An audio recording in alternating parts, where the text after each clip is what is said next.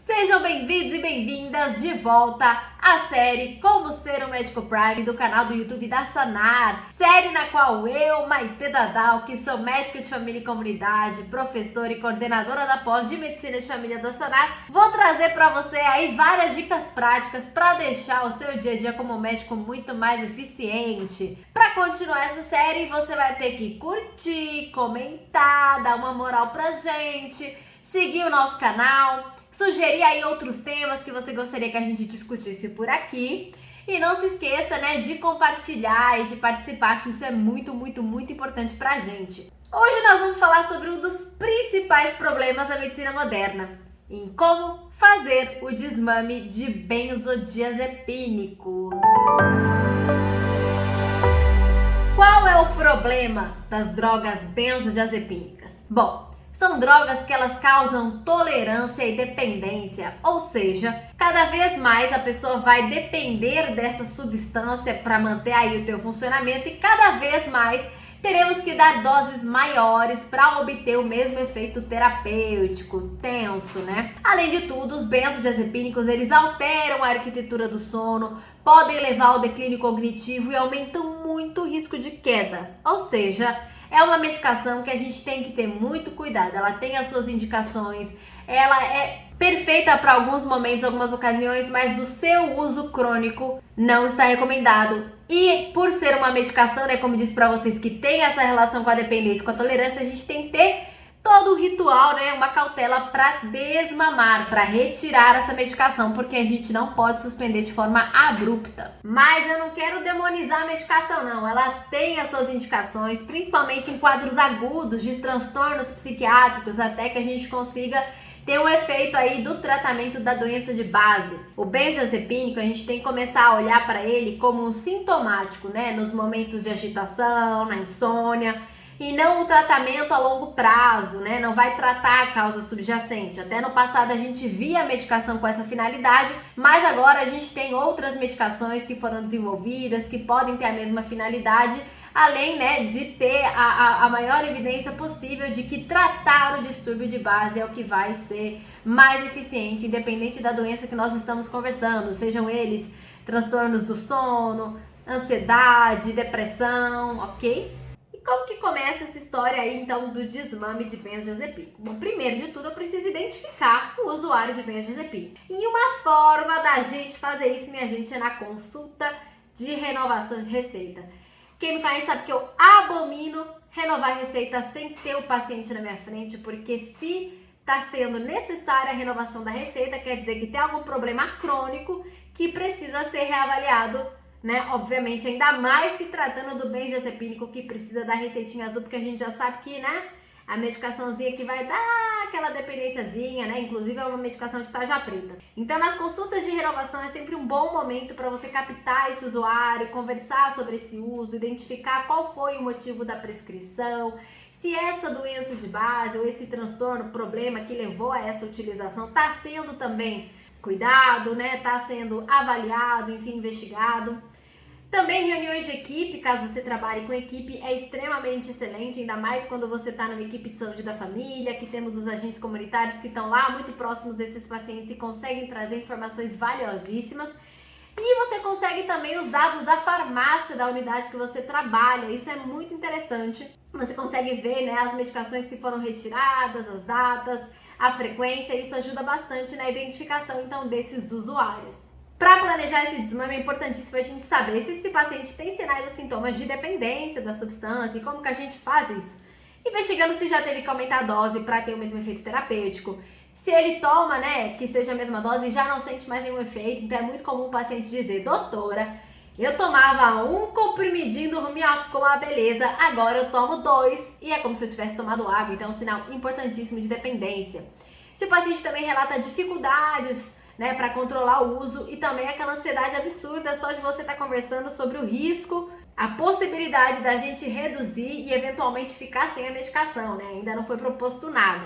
É muito importante explicar os benefícios do uso dessa medicação, mas também os riscos, né? E principalmente os riscos a longo prazo, gente, que isso é importantíssimo, né? As pessoas são muito imediatistas hoje em dia, né, na saúde, é por isso que esse medicamento tem tanto sucesso. Porque ele vai lá rapidinho, né, resolve aí uma angústia, uma ansiedade, uma insônia que você tá sentindo. E aí, como é que a gente faz? Vai manter isso pra sempre, né? Essa muleta, esse gesso pra sempre? A gente tem que ver como se fosse um gesso, né? O vai utilizar, mas vai tirar em algum momento, porque de fato o problema inicial já está sendo manejado. Eu vou ressaltar isso 500 vezes nesse vídeo pra vocês. Identificado então, né, um paciente usuário crônico com uso nocivo do benzodiazepínico, a gente vai em conjunto, sempre de forma compartilhada, decidir com esse paciente como vai ser o plano de retirada. E muito importante, você aí conversa com o paciente, né, sobre os riscos, os benefícios, o paciente não quer de jeito nenhum ficar sem medicamento, dá até desespero nele.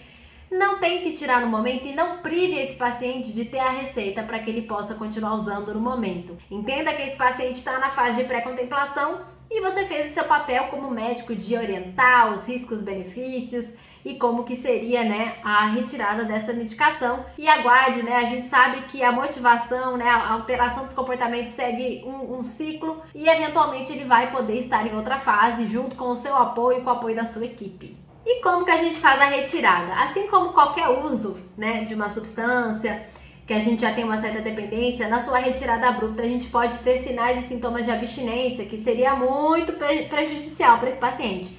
E quais são esses sinais e sintomas? Piora da insônia, irritabilidade, ansiedade, fissura, né, desejo absurdo de consumir a substância, e geralmente ocorre aí de 24 a 72 horas após a retirada, mas claro que depende da meia-vida do remédio, porque os benzodiazepínicos nós temos vários e cada um aí tem o seu tempo de ação, que não é o foco desse vídeo. E como que nós vamos desprescrever? A desprescrição ela deve ser gradual, né, ao longo de algumas semanas, para a gente minimizar a emergência de sintomas de abstinência. Em geral, 4 a 8 semanas a gente consegue reduzir, né? Consegue que seja um tempo suficiente para a maioria das pessoas, mas pode ser mais. É claro que é uma terapia super, mega, hiper, ultra individualizada.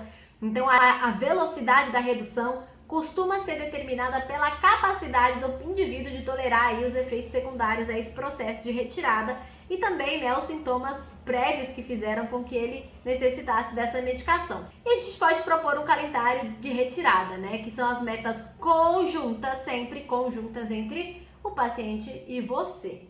Para doses baixas, como até 10 mg de diazepam, meio miligramas de clonazepam, a gente pode reduzir em 50% a cada semana. Já doses mais altas, a gente costuma reduzir de 10 a 25% a cada 2 semanas. E importante que, para a gente conseguir sucesso no nosso desmame, a gente precisa que o transtorno de base, o transtorno subjacente, seja avaliado e seja tratado.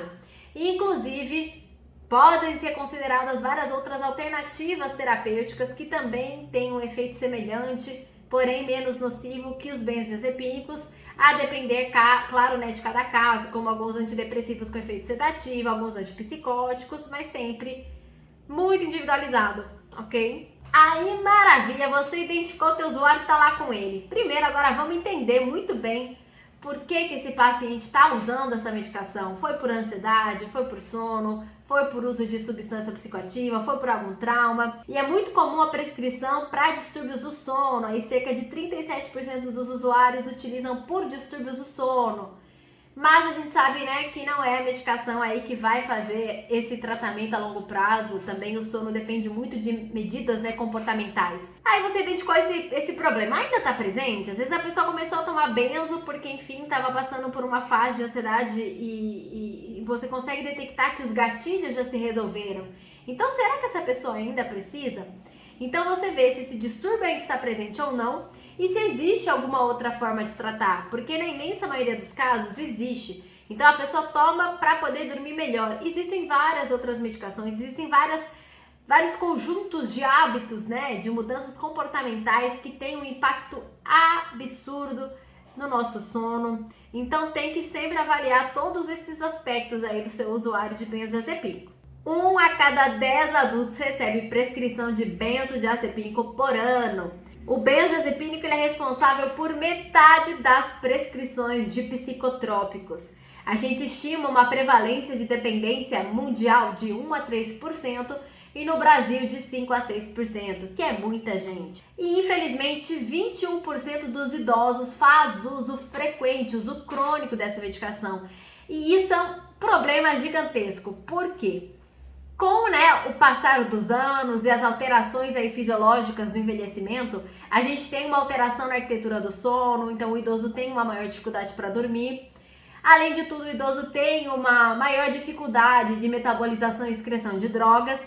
Então, juntar o benzodiazepínico, que vai melhorar esse soninho, mas também vai causar uma bela destruição, aumento do risco de queda, não é um combo muito ideal, né, minha gente?